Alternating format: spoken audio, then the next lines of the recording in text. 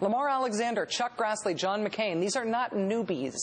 These are senators who have been around the block. These are guys who book themselves on the Sunday talk shows instead of the other way around because they're such respected, respectable members of the political establishment. I thought these were the people who were supposed to take seriously, and yet they're just trying to get away with really, really, really blatant hypocrisy on this subject.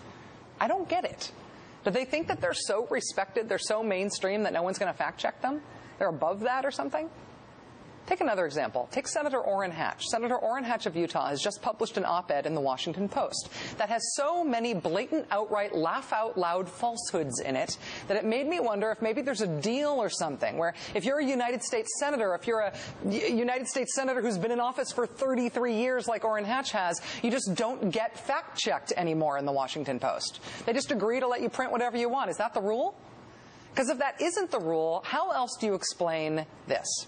This is Orrin Hatch from the Washington Post. The use of reconciliation to jam through this legislation against the will of the American people would be unprecedented in scope, and the havoc wrought would threaten our system of checks and balances, corrode the legislative process, degrade our system of government, and damage the prospects of bipartisanship. Doesn't it sound horrible, this reconciliation thing? Senator Orrin Hatch sure makes it sound awful. Senator Orrin Hatch, who voted for a reconciliation bill in 1989 and in 1995 and in 1996 and in 1997 and again a second time in 1997 and again in 1999 and in 2000 and in 2001 and in 2003 and in 2005 and then again in 2005 and then in 2007. Now he says that doing what he's done all those times would wreak havoc. Orrin Hatch then goes on to admit that, yes, both parties have used the process, he says, but only when the bills in question stuck close to dealing with the budget. In instances in which other substantive legislation was included, the legislation had significant bipartisan support. That is a total, utter, complete, 100% unambiguous lie.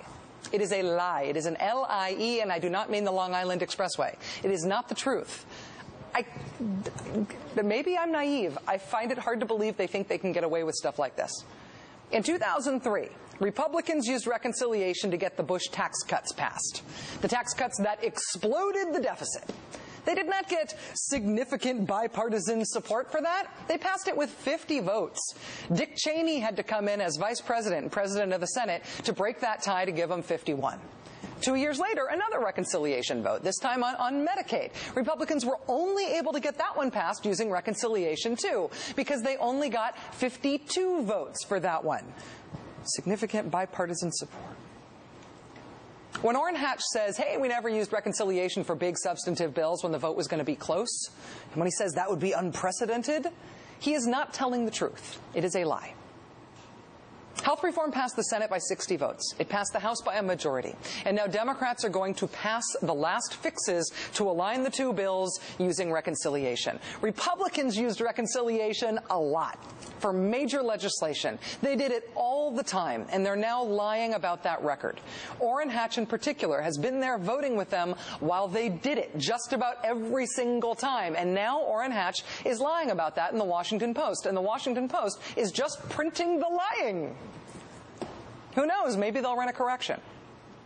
But meanwhile, Chuck Grassley, Lamar Alexander, John McCain, Orrin Hatch, all these guys are taking brave, brave stands in public against their own positions, against their own voting records, against their own purported beliefs. It's one thing to not want health reform, to not want the other party and a president from the other party to get a legislative win. You don't want them to be seen as addressing the problems of the country with a policy that might really help people. It's one thing to try to stop it. It is another thing entirely to expect us to suspend disbelief while you pretend you're doing this for principled reasons. At this point, you're a guy on a loudspeaker scolding us to keep our voices down. You're the speed-eating hot dog kid telling us to go vegan. You're a family values chastity lecturing lecher. You're hypocrites. You are not making serious arguments, and you do not believe what you're saying. It's disproven by your record. In the case of Orrin Hatch, you are flat out lying about the history of the tactic that Democrats are going to use to pass health reform.